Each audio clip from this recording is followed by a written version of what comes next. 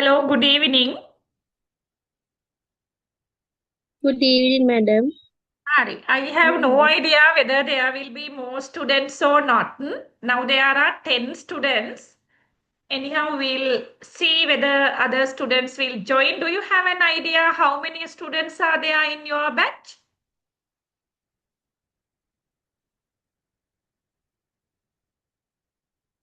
Nearly 30, madam. Nearly 30. I think. Until other students join, uh, just refresh your memory on this. And this is how we started the subjects, sociology of education. And unit 1, it is education and sociology. There are some subtopics. You just remind where we stop.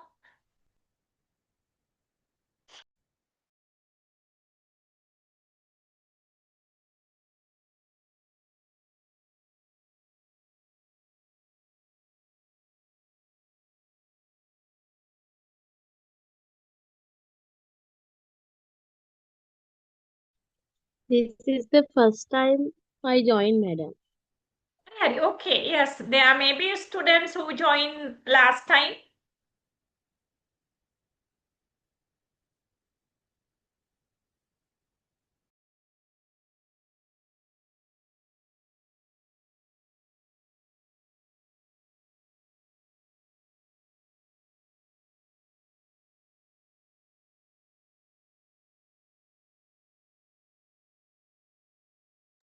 We had lectures on 8th of April.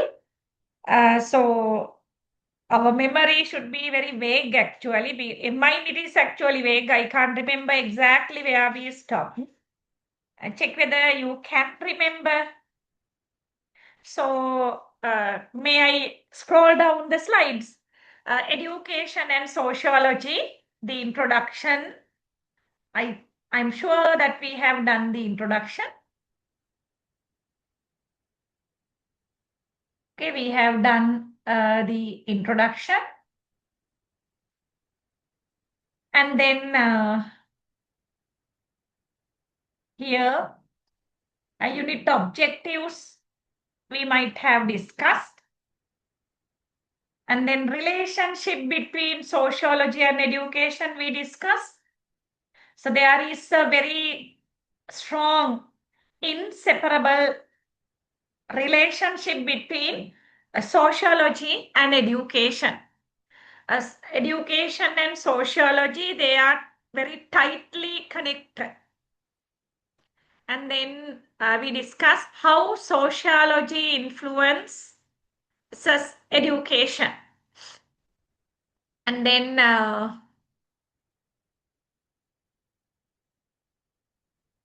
how education influences sociology. Sociology influences education, whereas education influences sociology. Okay, both are there. Okay, we discussed these things. And the second one is scope of educational sociology. And I feel we started discussing these factors, but I can't remember where we stopped.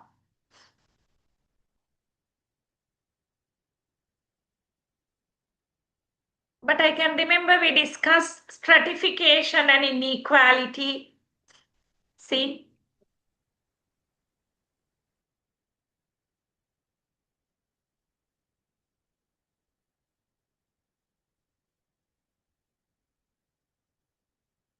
Madam, we stopped under the impact of cultural and social capital of educational. That one, madam. Sorry, I can't hear.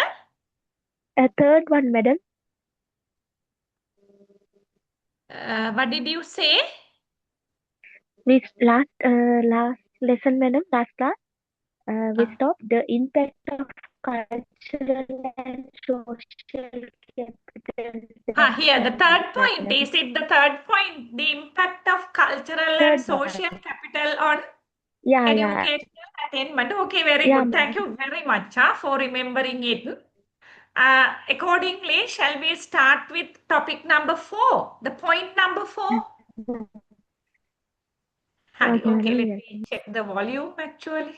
Is it here? I will increase the volume. Okay. Hari. Okay, so here we have to start with the relationship between education and social change. So here we are talking about the scope of educational sociology. That means the depth and the width of educational sociology. Okay, we'll go to the fourth one. Yeah, let me go to the place. Third one we did. Uh, yes. Fourth one. Okay, so this is what we are going to start with. Other students, if you can't remember, once you go through the slides, you can understand. Yeah, just see the relationship between education and sociology. Sorry, social change.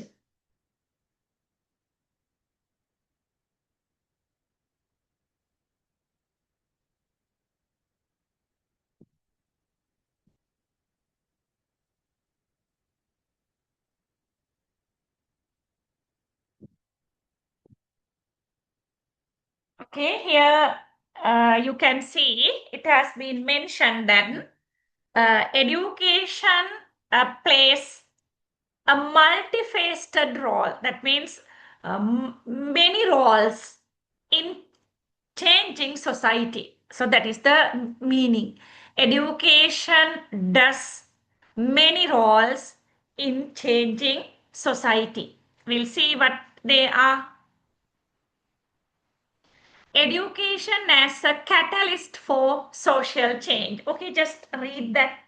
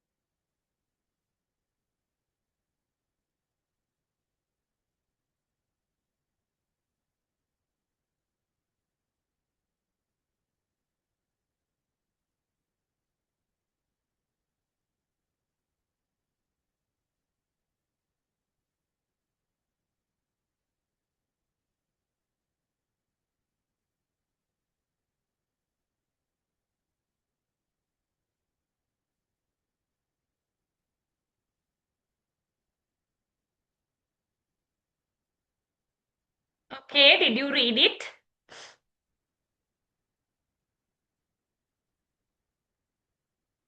Or are you still reading?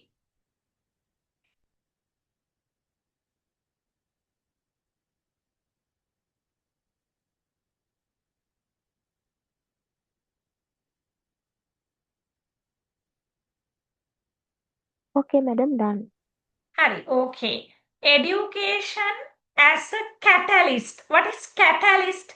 So there are many meanings, but here we can say, we can take the meaning as education stand as a person who gives a type of stimulation. In Sinhala we call uttejanaya. Okay, a type of stimulation for social change. So because of education, the society changes. So here education acts as a catalyst. A catalyst is a person who is giving type of stimulation to change things. Okay, under that, empowerment. What is the meaning of empower?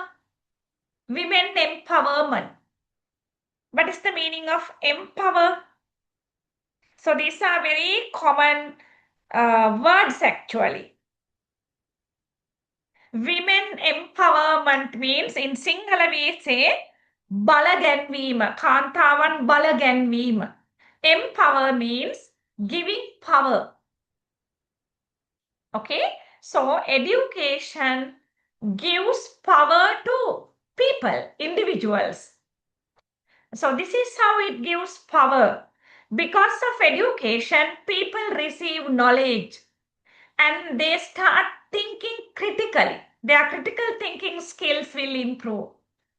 And rather than being silent, because of education, people will start questioning.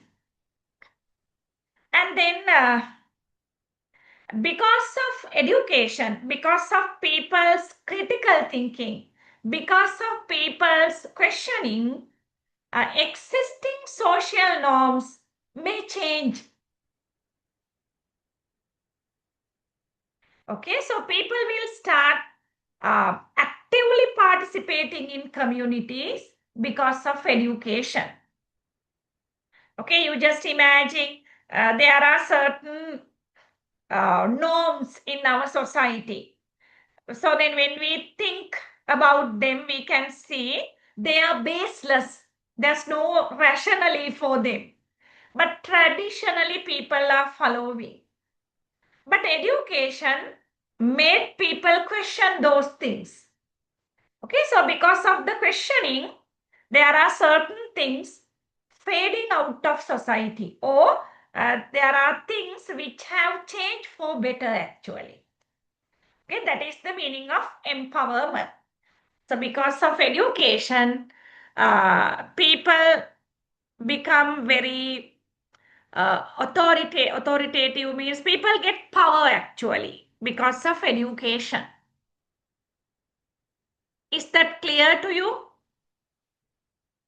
If you need further clarification, in the past, the aristocratic people, they were suppressing poor people.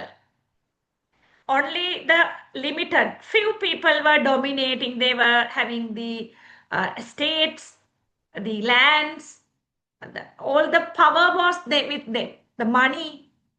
But we know very well later the this middle class people or else the poor people, not even middle class, so they came up in society, and so they started dominating in the society. So-called aristocratic people, they went down. So then how these middle class people and even poor, very poor people came to the upper level of the society is because they got education. Education has given power to people in different ways. Okay, so our subject is educational sociology. So we are talking about education and society. That is one thing. And see this next one.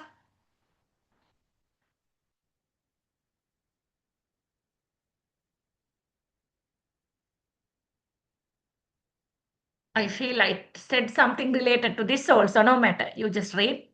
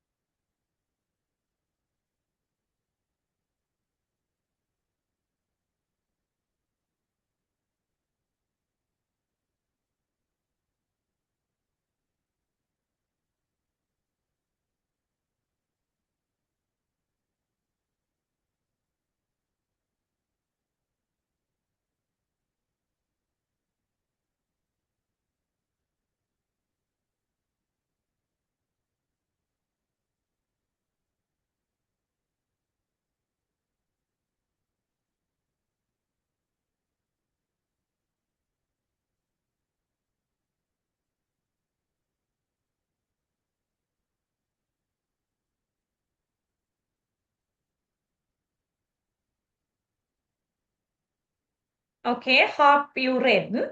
Social mobility. The mobility, mobile, moving from one place to another, the mobile. And we have land phone at home. They are stable. That means we can't take a land phone outside the house or from room to room. But our mobile phone, it's not like that. We can carry it from place to place wherever we go. Okay, what is social mobility? So, because of education, people have changed their social status as well as economic status. Earlier example, which I told you just a while ago. So, poor people, very poor people who were financially very poor, they have become very stable in financially, very stable financially because of education. At the same time, people who were having very lower social status in society have reached very prestigious stages in society today because of education. Okay, so the education create social mobility. At the same time, those who do not get education, they also face social mobility. They may be very rich and they were considered as very prestigious, but they did not study, so they have come to the lower level of the society. I hope it is clear to you. At the same time, technological advancement is there because of education. Okay, so we can talk about this with plenty of examples. So now we are living in 21st century. We know how the world has developed technologically. Okay, the technological advancement is very high. The reason behind this technological advancement is actually education. People have explored the universe. People have visited the moon and people are doing experiments regarding other planets.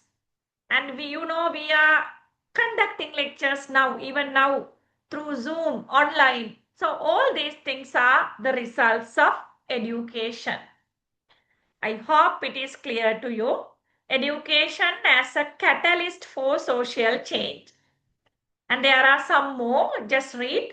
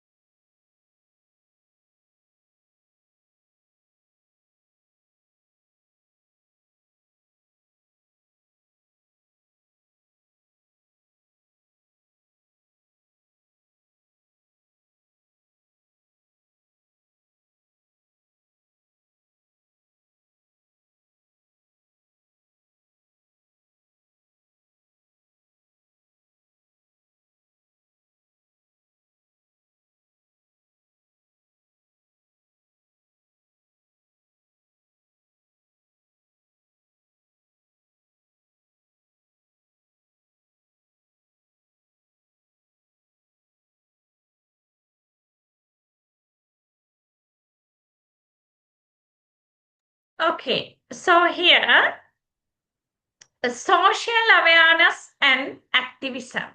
So, because of education, people will be uh, people in society. Actually, they will be people with awareness. Awareness of what? The social responsibility. Okay, so education mold people to behave in society. Okay, so then civilized society, for an example. So uncivilized societies and civilized societies, you can understand the difference. Okay, so education make people civilized, and it gives people an awareness about their social responsibility, because whatever comes to our mind we cannot implement, because we are a part of society, so we have a social responsibility.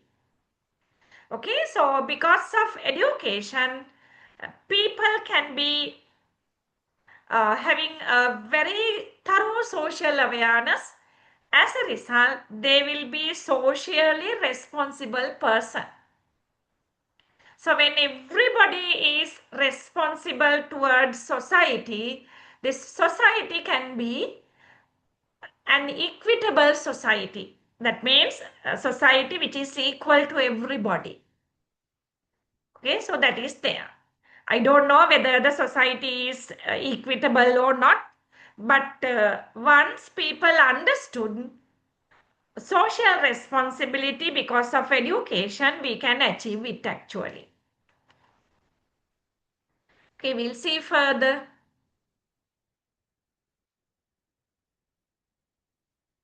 Okay, so another aspect that's similar to the earlier one, education as a product of social change. Just read.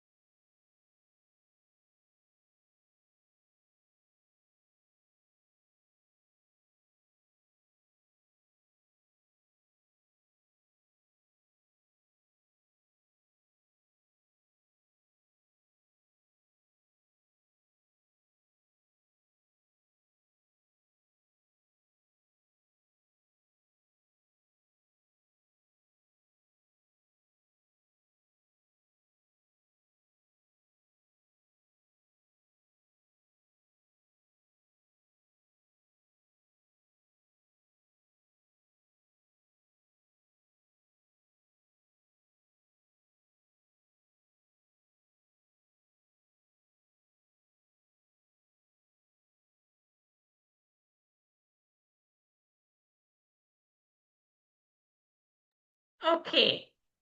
Education as a product of social change. So here you can see education indicate social needs because education system always evolve. Evolve means change. But this change is parallel to the changing needs of the society. Okay, so there are changes in society. Accordingly, there are changes in education also. The best example is actually uh, integration of digital learning.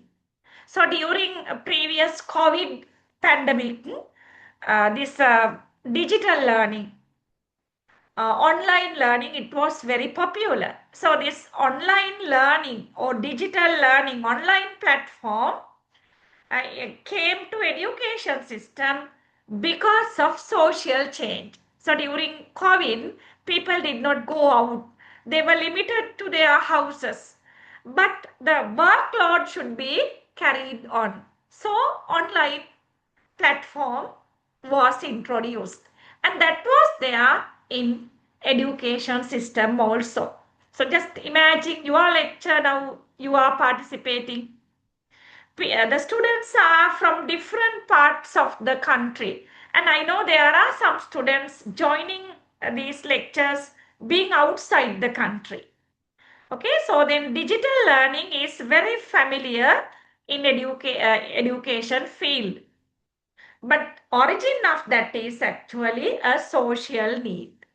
Tell me whether these things are clear. I am not questioning always, and you are not answering also. Are they clear to you?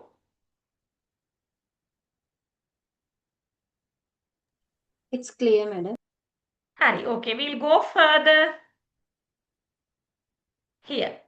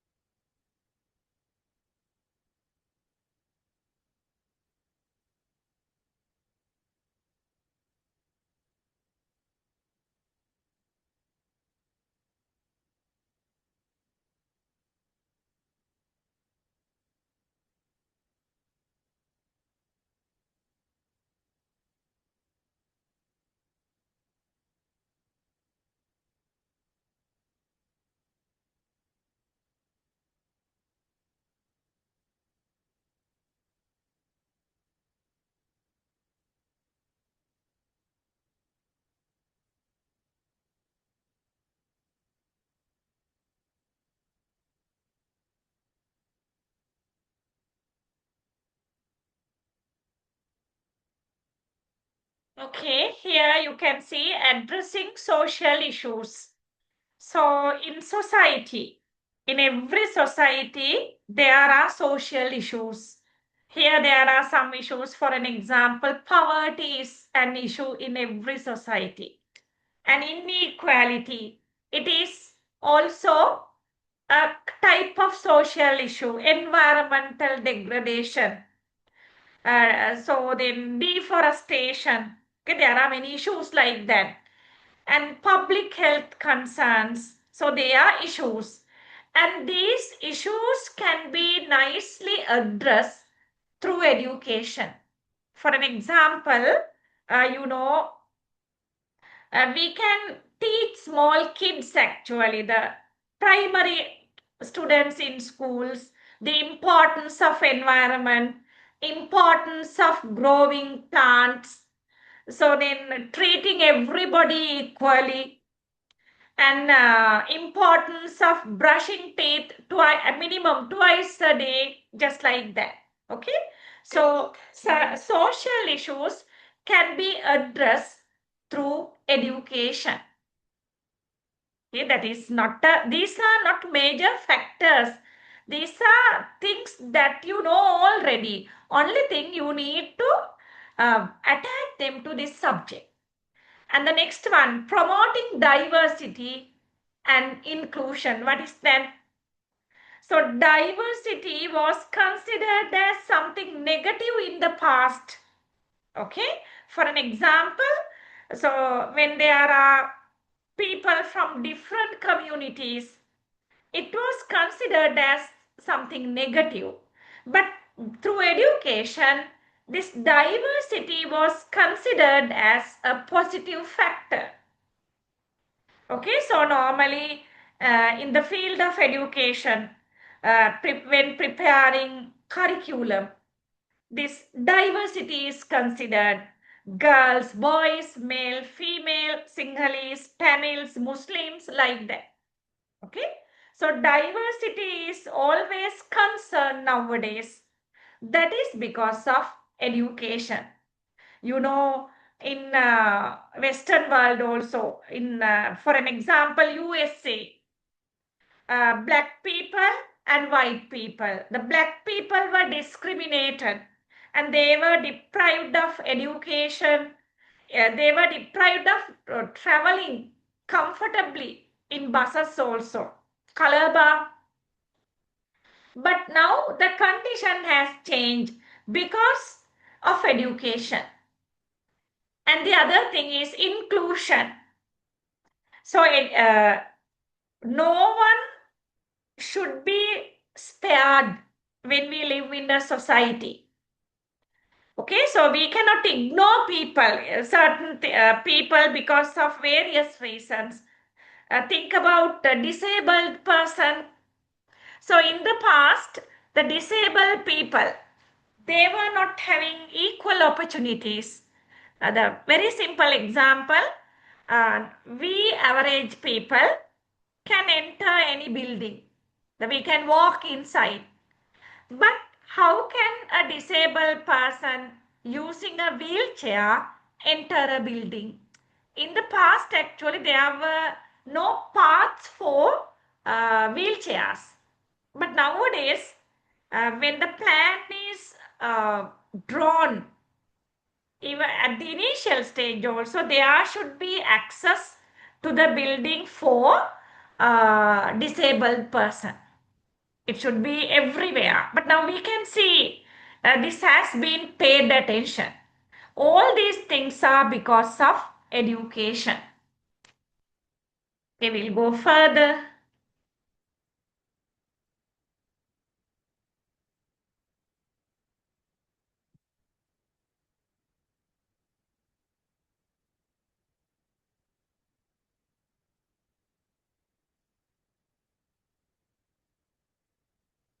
So these are some examples. You can understand it. Just read. They are not tough things.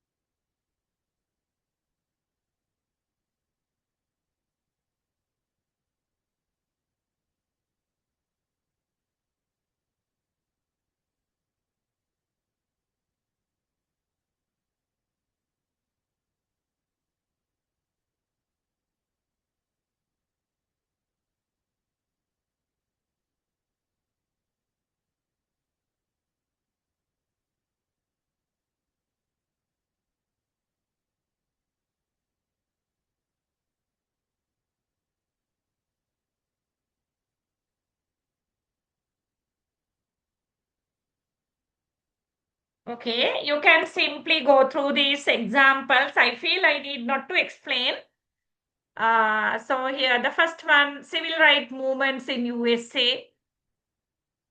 These civil rights movement were there, you know, this Martin Luther King, for an example. So he was taking the leadership of some of these civil rights movements for Black people, and that is through education actually. And we are using internet and digital technologies. That is also thanks to education. And uh, in promoting sustainable development in a country, education plays a major role. Okay.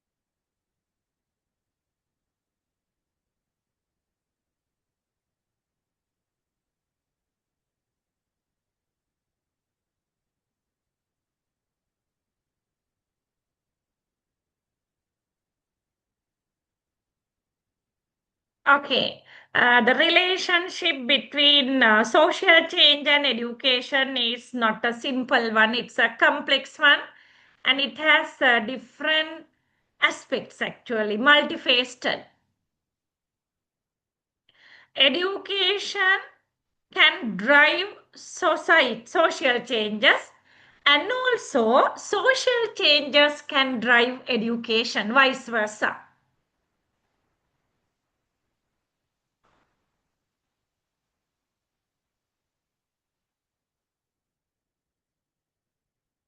Okay, so another thing is equal opportunities in education is crucial for uh, social change. So that is another thing. So then when equal opportunities are there in education, all individuals, they are having opportunity to participate plus contribute to social change. Okay, that is the fourth factor which we discuss here. The relationship between education and social change. So we are discussing here a lot. What you need to do is actually you can have your own note for these things. A simple one. Hari. Then we'll go to the next one. The social organization of schools and classrooms.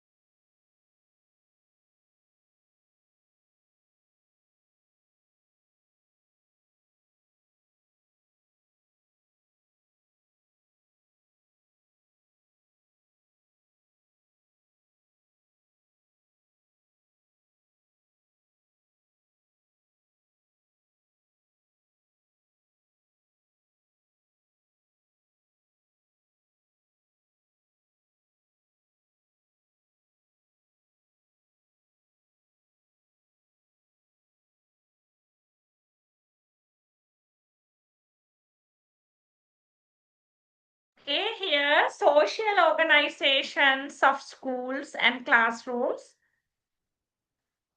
The idea refers to the structure, rules, roles, and interactions of this institution.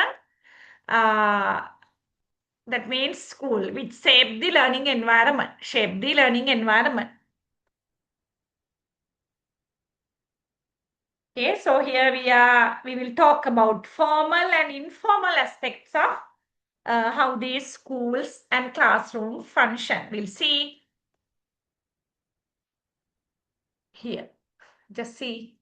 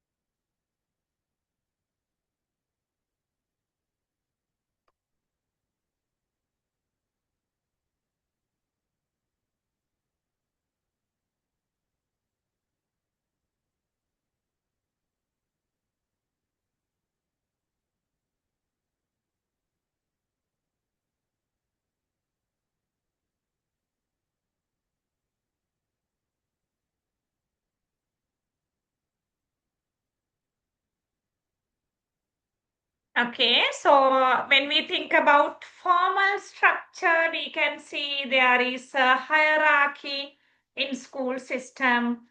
So the principal is at the top, then the sectional heads, teachers, and finally students.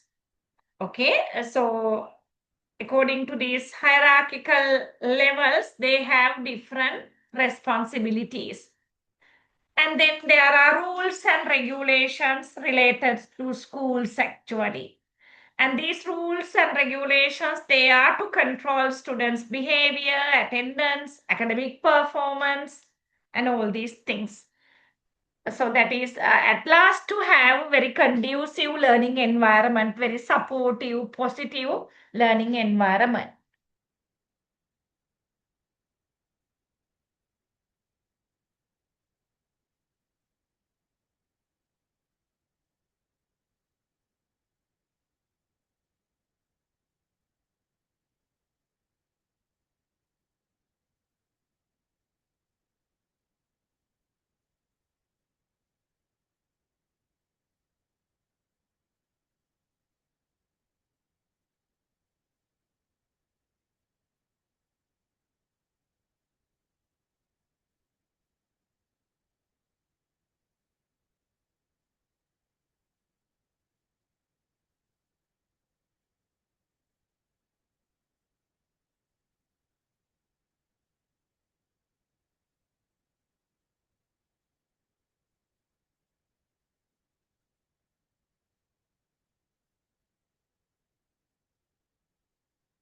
Okay, you know these things are there actually, curriculum and instructions.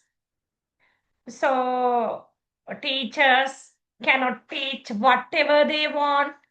So there is a framework for teaching and even for learning. And there is an evaluation system giving grades and assessments are there. And there are different methods to assess students' learning. You know, tests are there, measurements are there, assignments are there, projects are there. Okay, so I think you might have studied these things under maybe some other lesson. There are different types of evaluation. Evaluation helps both teachers and students, and they provide feedback, okay, grading and assessment. Okay, so here always remember what you are learning. Our topic is social organizations of schools and classrooms. So, school is a social organization. So that's how you need to understand. So we know school is an educational institute, but still it's a social institute. And about this social institute, we can talk in two aspects. One is formal structure. So we were talking about formal structure of school, hierarchy, rules and regulations, curriculum and instructions, grading and assessment. So now we are going to talk about informal structure attached to schools. You just see.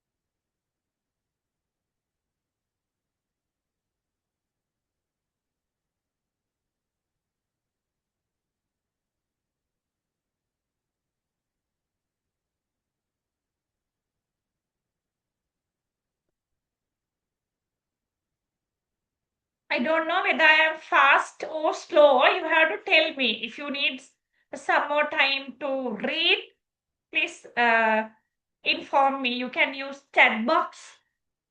If the speed, the flow is okay, you can mention that also.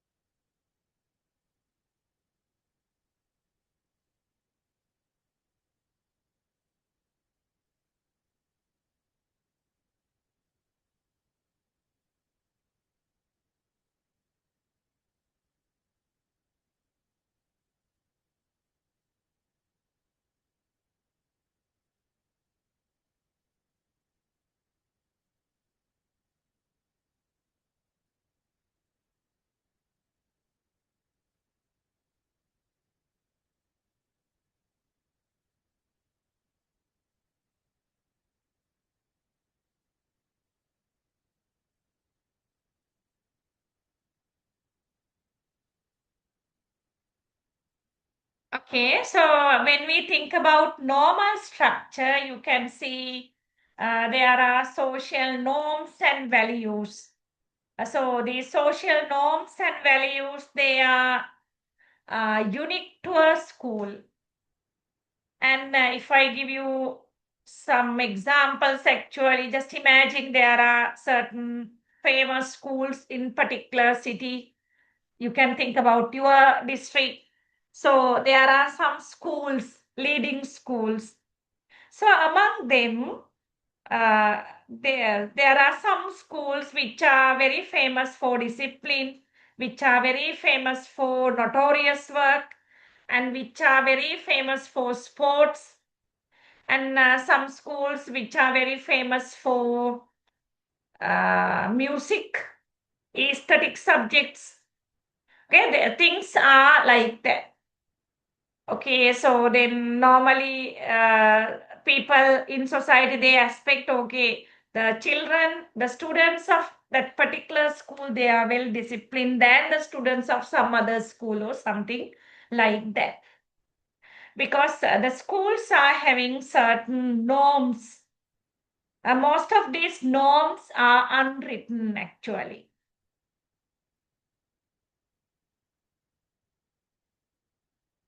And then student subcultures are there. You know these things, you have this experience. So we know there are different subcultures. And there is a saying also, birds of same feather flock together. So there are cliques among students.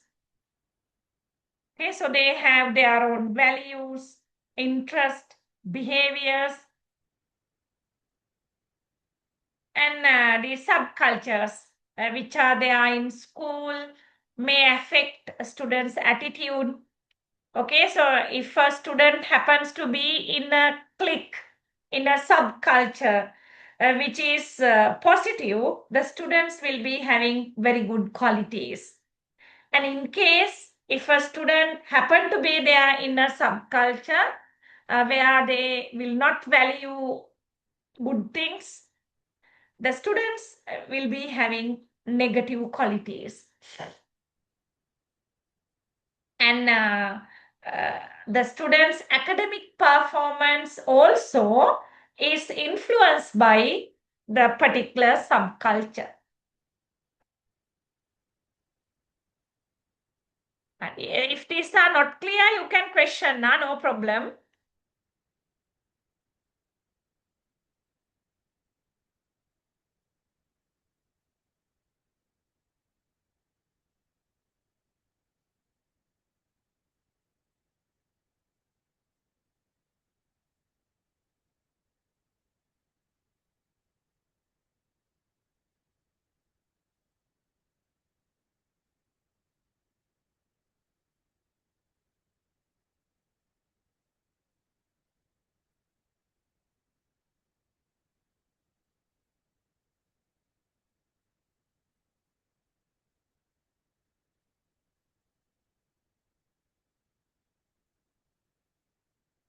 Okay, so we were talking about social organization, and that we were focusing on school as a social organization.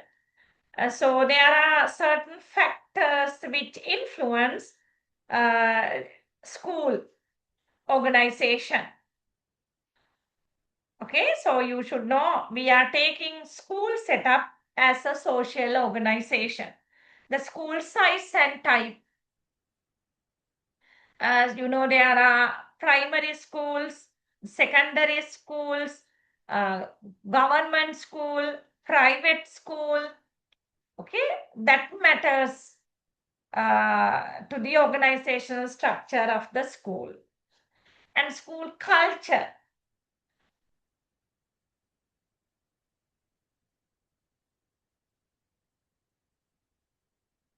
That means that the values, tradition, and expectations of particular schools shape the social environment. For an example, there are some schools which are very famous for showing Year 5 scholarship exam results. And that school is very famous for Year 5 scholarship exam results. So they are having the highest in the district. And there are some other schools which are famous for O-level results. At the same time, some other schools for A-level results.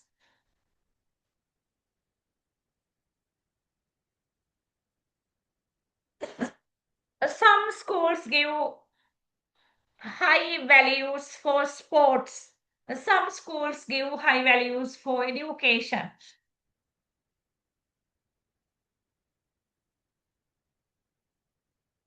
And the community context. So according to the geographical location of the school. So if it is in the heart of the city, in the center of the city, and that school will be having a particular social and cultural context, the well recognition. But even in the city area, if there is a school which is very close to a slum area, that school may not be having that high recognition.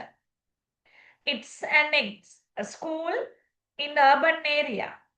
But as this school is very close to a slum area, it may not be having a very good recognition. And when we think about schools which are located in remote areas, they are having another recognition. They may not be having a very good recognition. And so school size and type, school culture, community, that affect the school organization.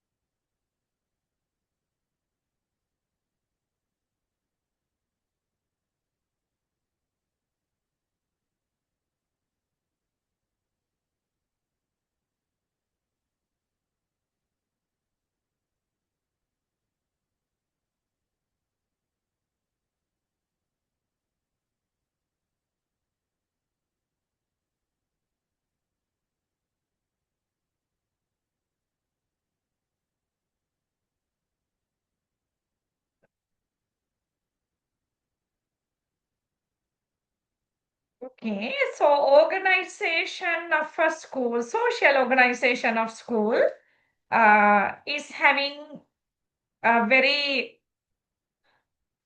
severe impact on students' learning. And if there is a positive and supportive environment in a particular school, it will develop engagement, motivation, and academic success of children. And the opposite may also come. If there is a very negative uh, environment, non-supportive environment, the students will not, their engagement will be very less, they will be demotivated, and they can't have academic success.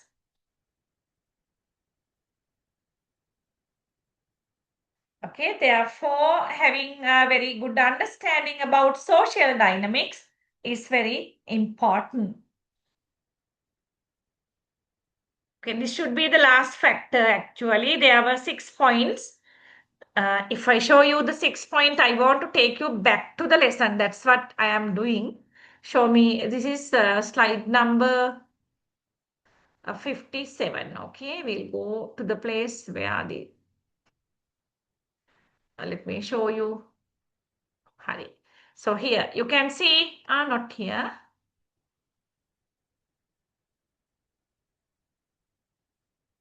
Here. Okay, so these are the areas which we are discussing. Scope and scope of educational sociology. So there are 6 facts. So we have completed discussing 5. So here we are with the last one. I'll go back to the 57. Okay, so here is the place where we were. Okay, the social and cultural dimensions of teaching and learning. Okay, just read.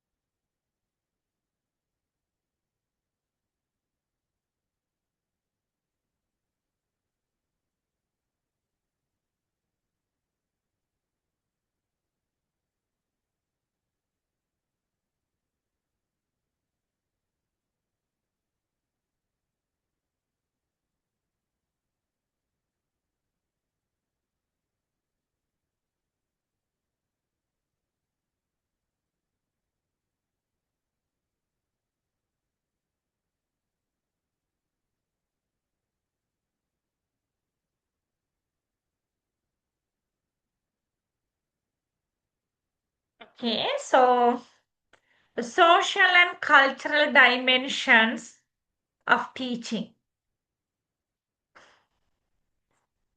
influence or encompass the complex interplay of social interaction, cultural values, and belief. Okay, we will get to know how it happens. Okay, here you see social dimensions. There are some social dimensions, and see how they affect education.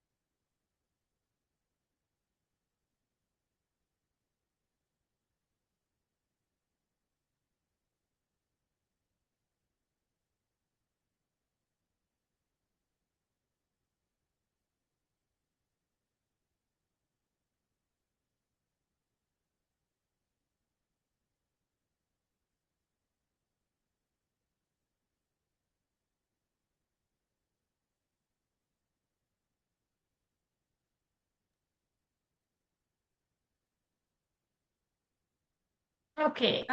Under social dimensions, we can talk about teacher-student relationship. Okay, so that directly affect education process sector, learning process.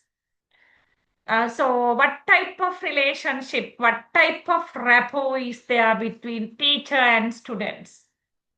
So if there is a positive one, actually that affects positively in the process of learning. So if there is trust, mutual respect, empathy between teacher and students, that affects positively to the learning process. And not only the relationship between teacher and students, even peer interaction is very, very important. That means interaction among students. So if there is a positive interactions, just like having cooperation, collaborations, and type of competition. Competition is not negative actually. It's positive, but when it goes to the extreme only, it becomes negative. And that directly affect learning outcomes. That means supporting each other, mentoring. Okay, so these type of things enhance learning.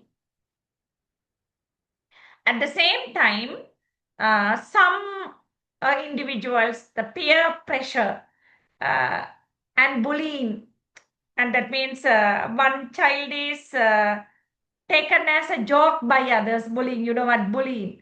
And such things can hinder means disturb education progress, learning process.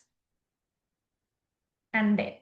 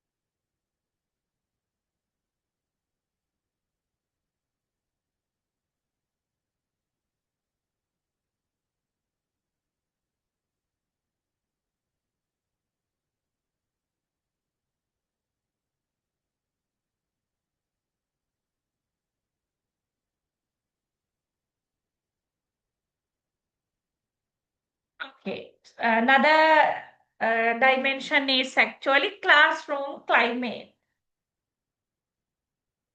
Classroom climate means the classroom atmosphere actually. So then inside the classroom, if there is a place for inclusivity, that means even a single student is not spared, everybody is taken in.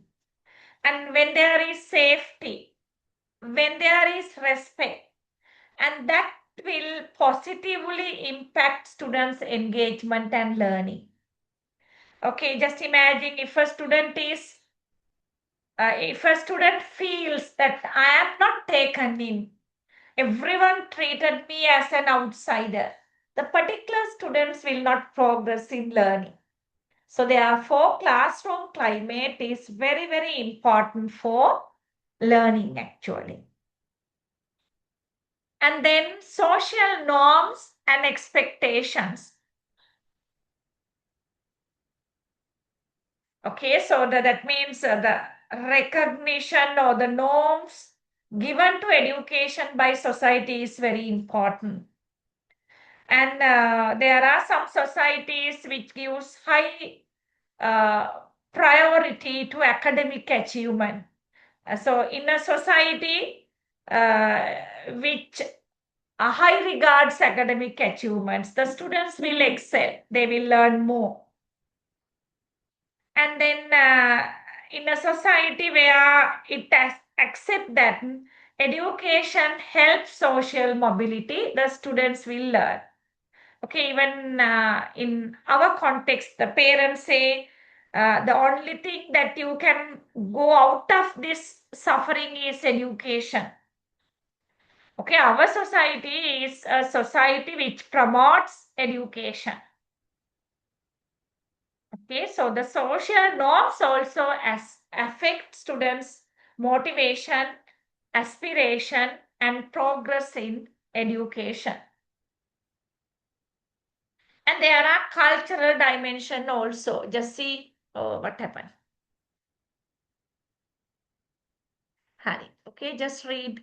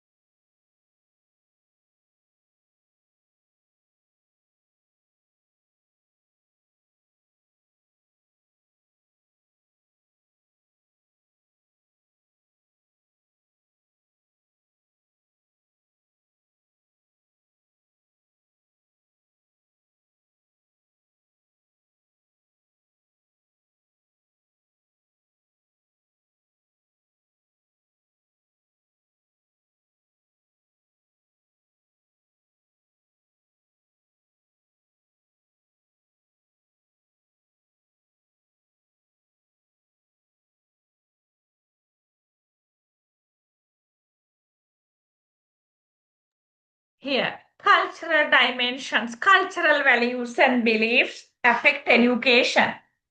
So there are some cultures which emphasize on rote memorization. In Sinhala, we call katapadam karanam. So there are some cultures which promotes it. At the same time, there are other cultures which prioritize critical thinking and problem solving. Critical thinking and problem solving. So based on that, education also differs. I mean, the focus of education.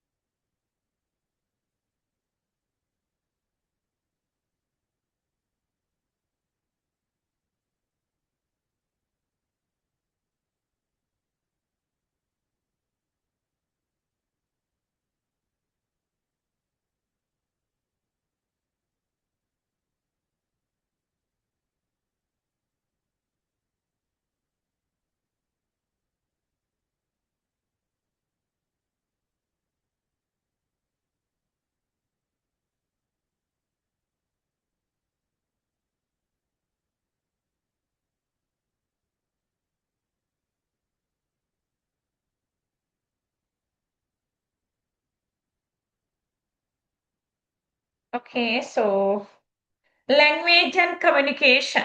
So there are different languages according to different communities and cultural differences in language. That means you might know culture and language, they are not two different things, they are one. Culture and language inseparable. Sinhala language, Sinhala culture. Tamil language, Tamil culture. Okay, it's like that in Sri Lanka, even Muslims, they talk Tamil language, that is something else. Okay, language and culture, they are same actually. So the language and culture It also affects students' understanding and participation in classroom activities. Okay, so then the language, even the same subject matters when the same subject is taught by two different languages, it may be different. And then cultural diversity. So, teachers, especially teachers, they should be aware of and they should be sensitive to the different cultural backgrounds. So when there are 50 students in a classroom, teacher should know all students are not from the same cultural background.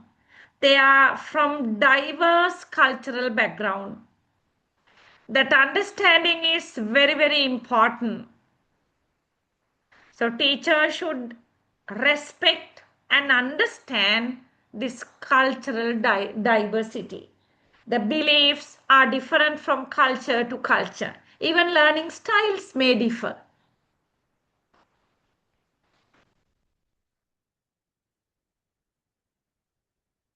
Harry. Cultural representation.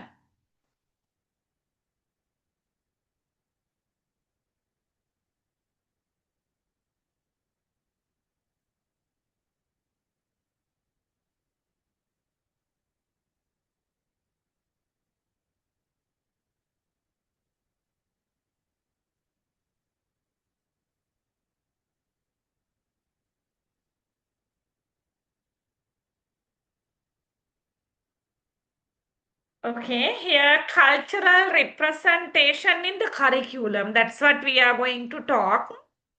So when the education system caters different communities, just like in Sri Lanka. Here, the government education in Sri Lanka is for Sinhalese, Tamils, and Muslims. Okay, so in preparing curriculum, it should cater all these diversities. Okay, diverse voices should be there in the curriculum. Diverse perspectives should be there in the curriculum. And even when taking stories and examples, they should be from all these cultures. A cultural representation should be there. Otherwise, only if the curriculum represent only one community, it's not correct.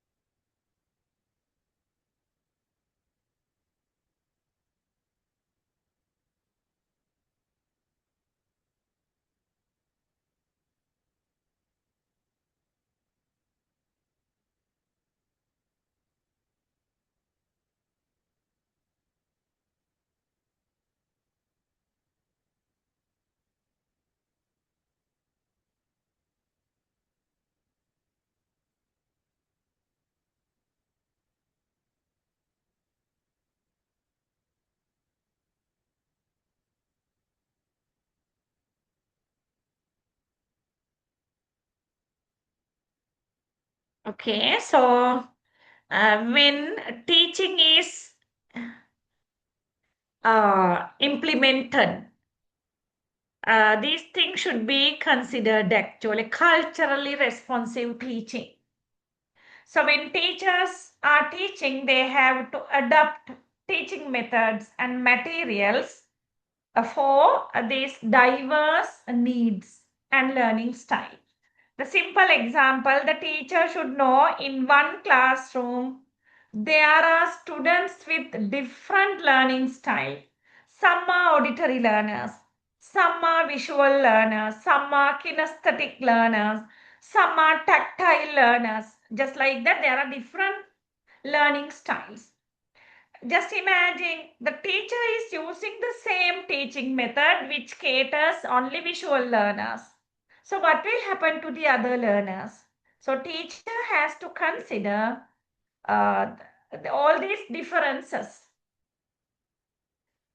And then building inclusive classrooms, that is also very important.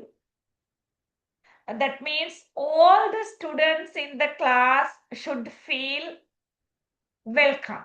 That means they should not feel I am ignored by my teacher. Teacher does not care me. Oh, okay, such feeling should not be there.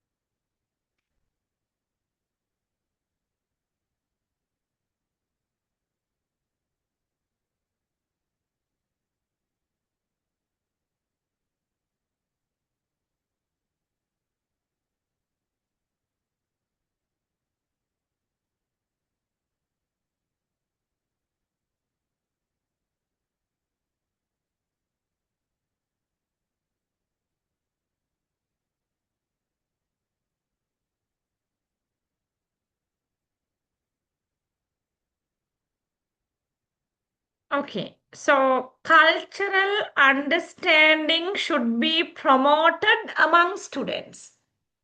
Okay, so teacher can do that. As a result, when students start understanding each other and appreciating each other, that can ultimately break down stereotypical uh, ideas in society, and also that will promote respect for diversity. Okay, we are simply talking these things, but in the past, in the field of education and society, it was not like that. There were certain communities, they were totally ignored. They were disrespected. And the other thing is, when teaching, the teacher should connect learning process to real world experiences. That is called content learning.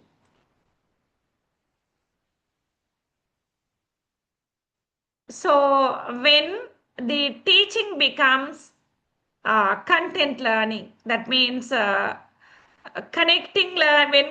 learning is connected to real world experiences, and the learning will be meaningful, and the students will engage in learning very actively. So in the past, actually, learning was not with the real world experiences.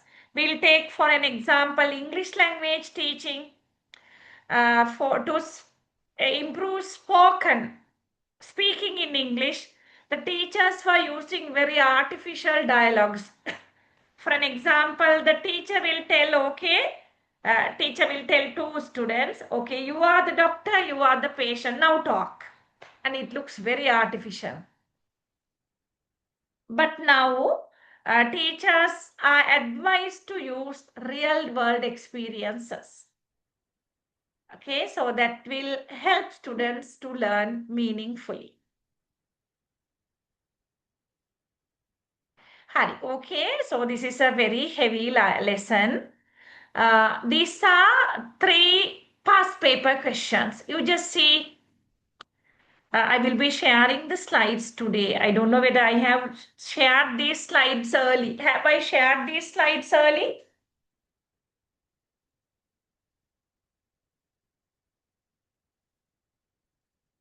No, ma'am. Sorry, okay, I will share them. Uh, from your memory, you can answer whether you can answer, get an idea about these questions. Simply go through it.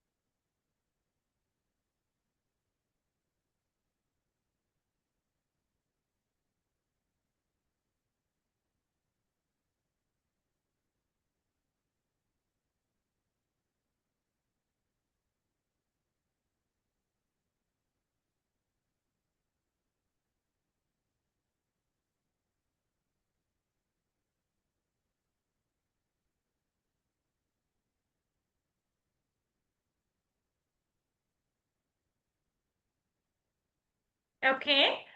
Discuss the integrate relationship between sociology and education, providing specific examples of how they influence each other.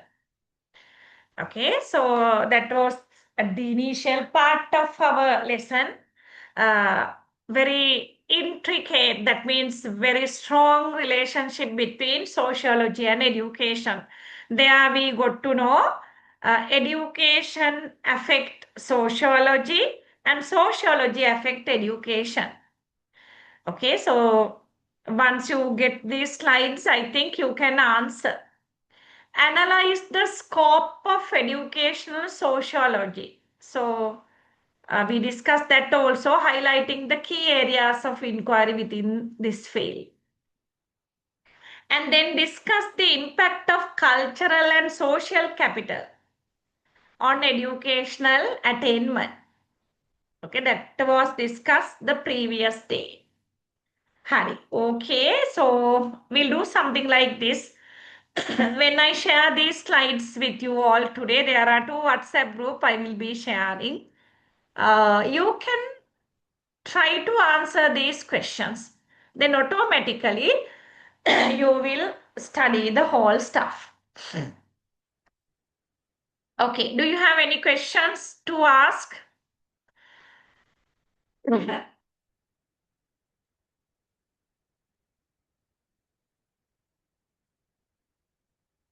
Is this clear?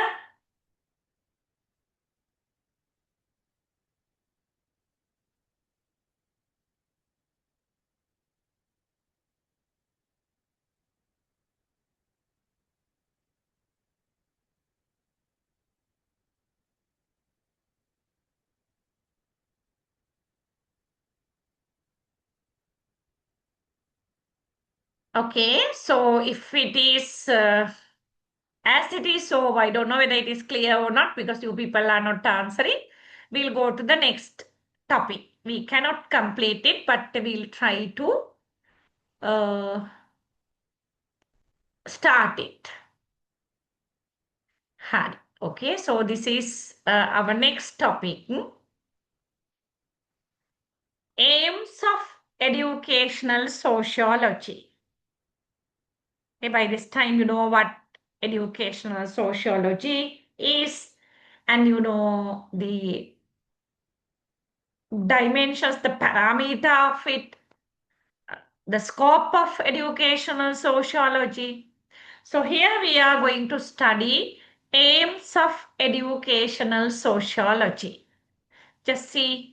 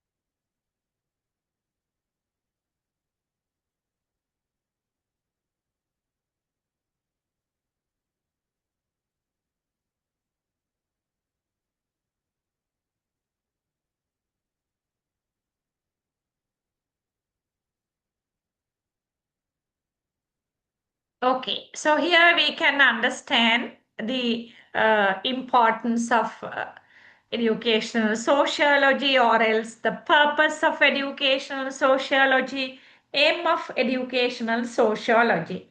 Here you can see, because of the subject educational sociology, we can understand social forces which shape educational system and experiences. So here we can get factors like socio-economic status, race, gender, culture, power dynamics, how they affect education, the quality of education.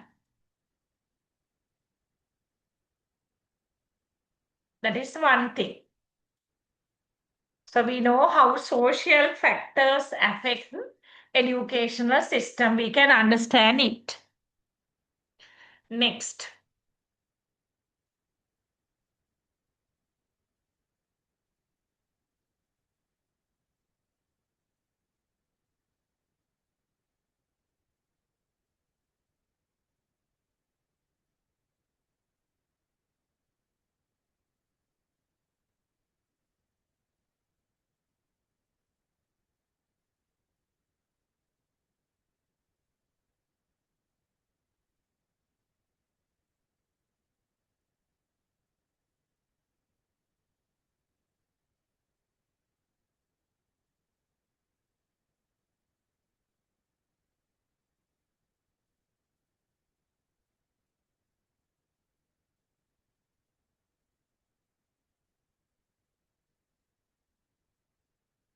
Okay. Second one is analyzing the relationship between education and social inequality. That means because of educational sociology, we can understand how education uh, perpetuates and potentially mitigate social inequality. So then that means education reduces social inequalities. That can be studied. So factors like unequal access to resources, uh, tracking system, and hidden curriculum. So how these things contribute to educational disparities. And we talk about hidden curriculum in the previous lesson. Okay, what I feel is actually, even though I have explained the topic, without the explanation also you can easily understand it.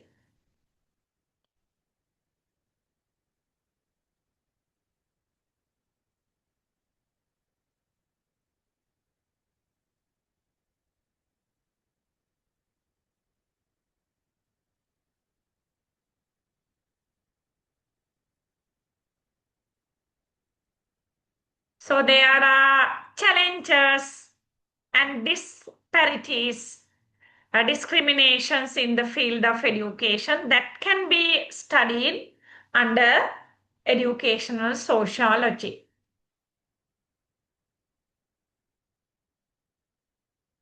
For an example, challenges, dropout rates, there are different achievement gaps, and there are different lack of access to quality education. These are issues. They can be understood under educational sociology.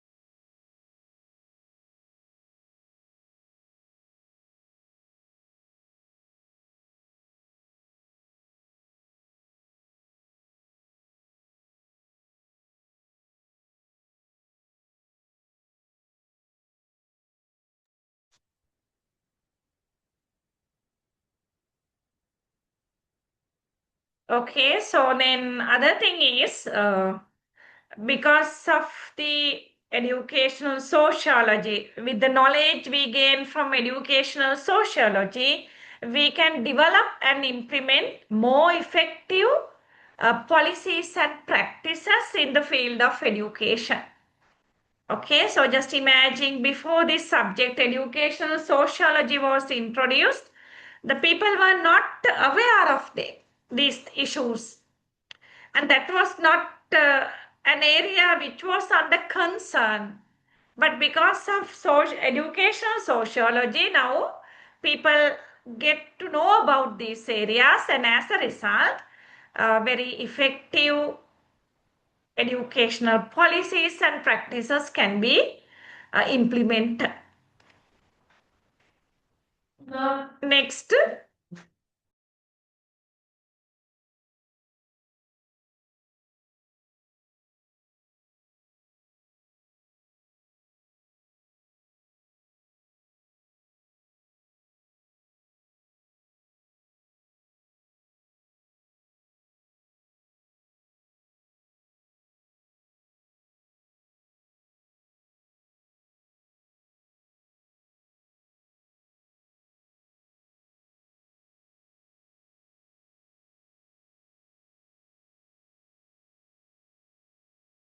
Okay, so ultimate goal of educational sociology is to create and promote social justice and equity in education.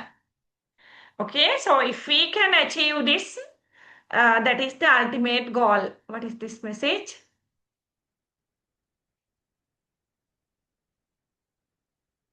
There are two WhatsApp group. You are from which batch? Can one of you share or put the link to chat box? WhatsApp group link. Can one of you put into the WhatsApp this Zoom chat box? Then the students can have the access. Somebody can do that. One student has asked, Madam, how can, that's also wrong, add to the WhatsApp group to get notes. She wants to have access to this WhatsApp group. Can one of you put the link here?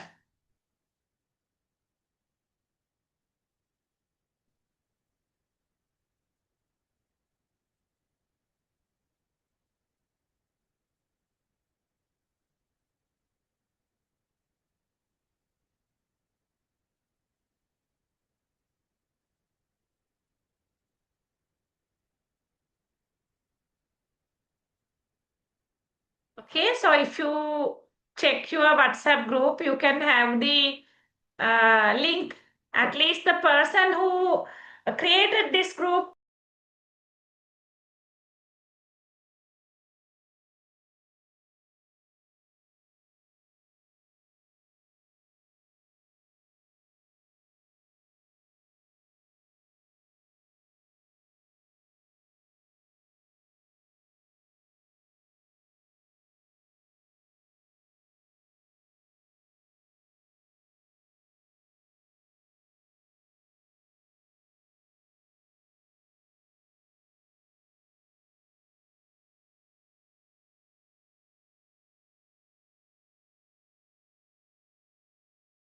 Okay, let me check whether you have shared the link. Yes. Yes. Okay, why don't you get this downloaded or copied? Okay, Fatima Rifna has shared this link. Copy, madam. Okay.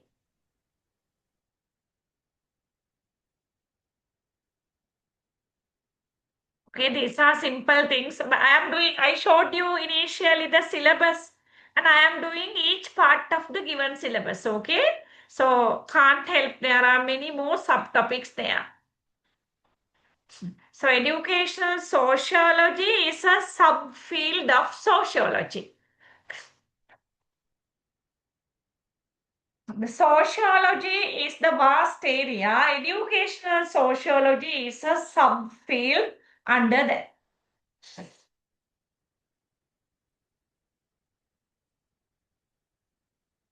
So this subfield talks about how education is shaped by social structures, relationship, and processes.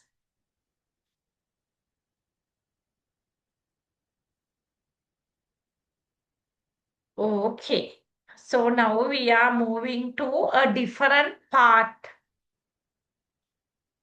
So now we are moving to theories under educational sociology. So here there is a picture of a person, educationalist, Emily Durkheim.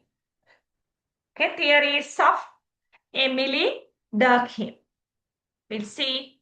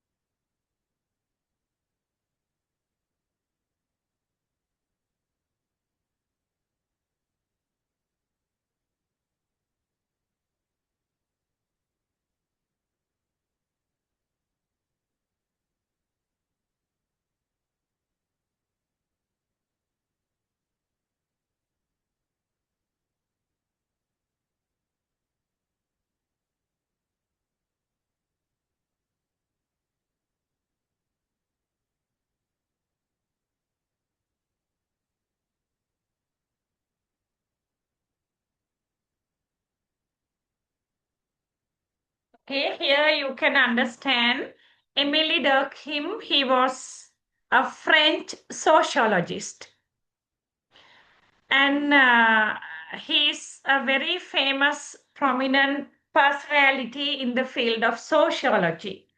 So, from the things that he spoke, actually, there are certain things which are very important in the field of educational sociology. Because Durkheim, he argued education plays a crucial role in social order and cohesion. Okay, so as a sociologist, he emphasizes the importance of education in sociology. So, according to him, education is very important to transmit values and norms. Okay, without education, how can we transmit values and norms to next generation? And education is important to develop social solidarity. It's also just like forum, or we call it's a unity. In Sinhala we call samsadaya. That is the exact meaning of solidarity and collective consciousness. And education is important to prepare individuals for social roles.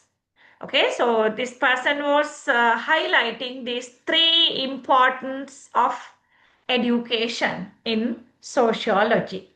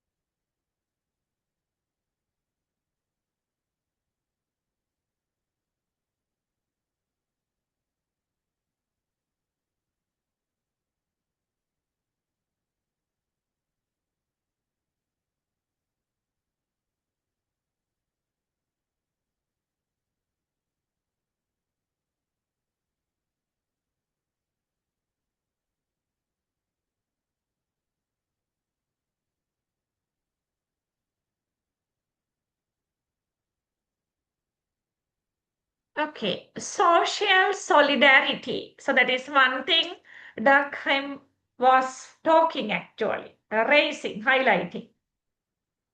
So he was arguing actually, arguing in the sense he was highlighting the point that the society, it is held together uh, because of moral order and collective consciousness. Okay, the society is there together, held together because of sense of moral order and collective consciousness. These are very simple things. Don't get afraid of these terms and ideas. So then society is held together because of moral order of people. Because we know when we live in a society, there are certain norms that we should follow. So then when we enter society, so for simple answer example is we can't go out as we are inside the house. So we are very comfortable at home. We may wear something very comfortable because that is inside our house. But can we go the same way when we go out? No. Okay, so there is a moral order. And Durkheim, he recognizes two types of social solidarity. One is mechanical solidarity, other one is organic solidarity. Just understand mechanical solidarity.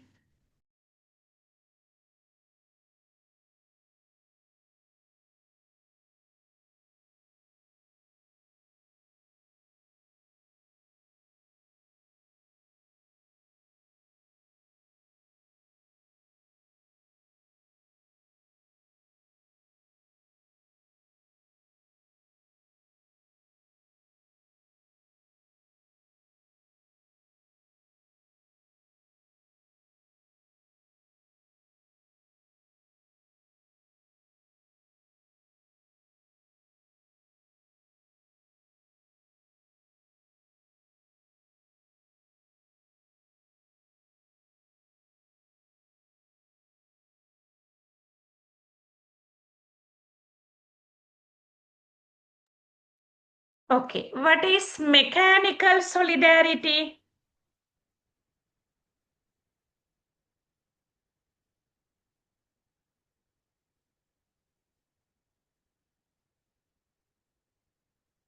So that mechanical solidarity that can be found in traditional societies, actually not in modern society. So they are having a very strong collective conscious, and these extended families, now we don't see them actually. Traditionally people are together in large families even, and they do not see lots of differences among people. Okay, so then they were together automatically. They were together, and they are with strong collective conscious and limited individual differentiation. And once again, we'll come back to mechanical solidarity after learning organic solidarity.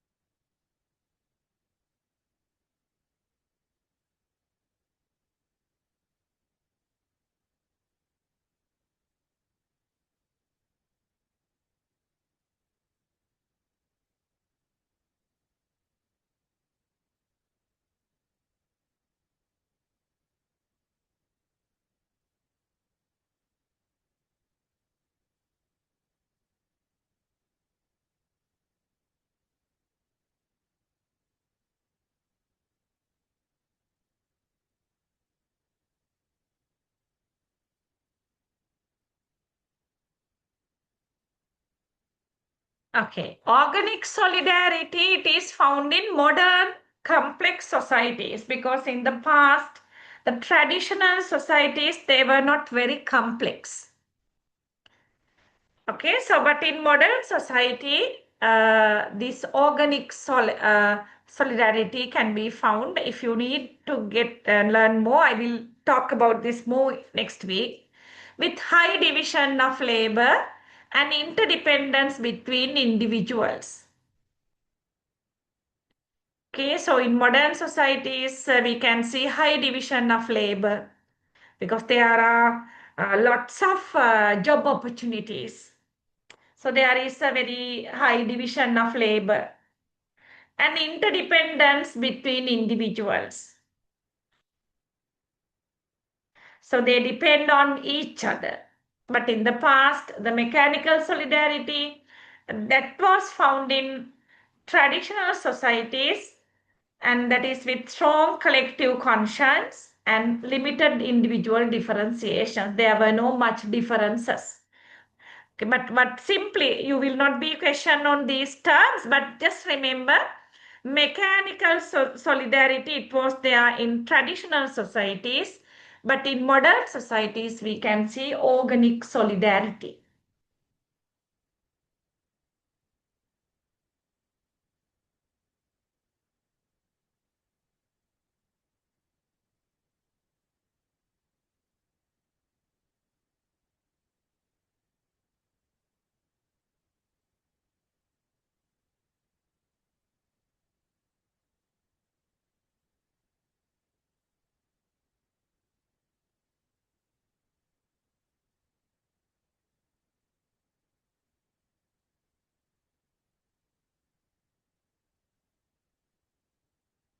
And these are terms used by Durkheim, anomie.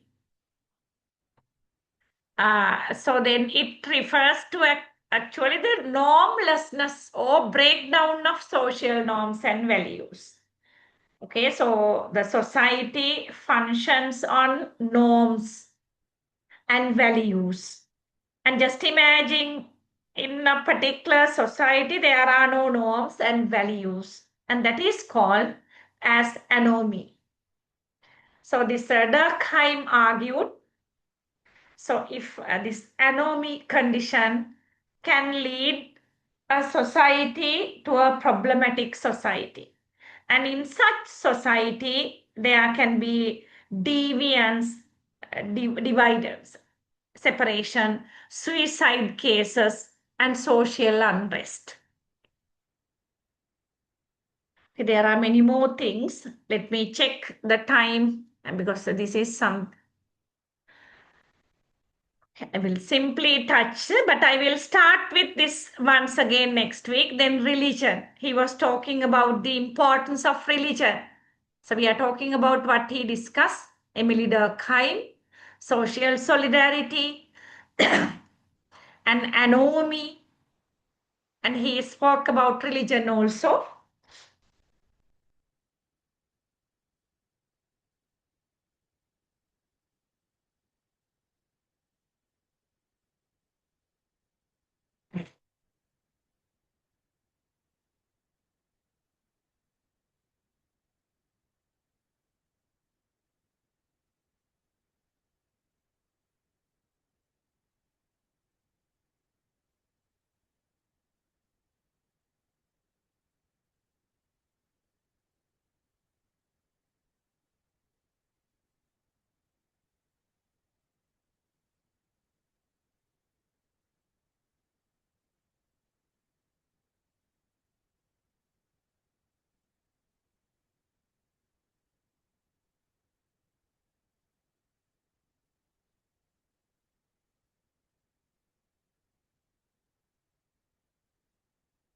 Okay, religion.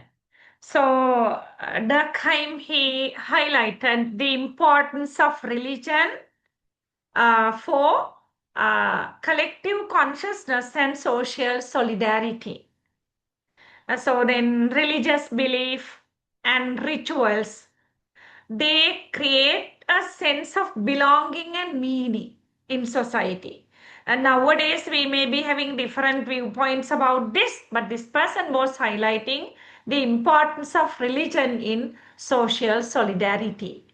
That means for a society to be united, religion plays a major role. And there are some more things just like suicide, division of, we'll do that also.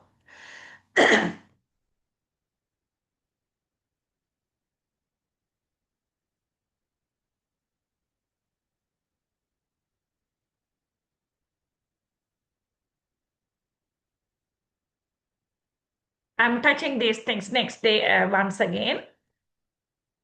So Durkheim, he did research on suicide also. So he considered the suicide, committing suicide as a social phenomenon, not an individual thing. And he identified different types of suicide actually. And then division of labor, I'm just simply touching the topics only, division of labor.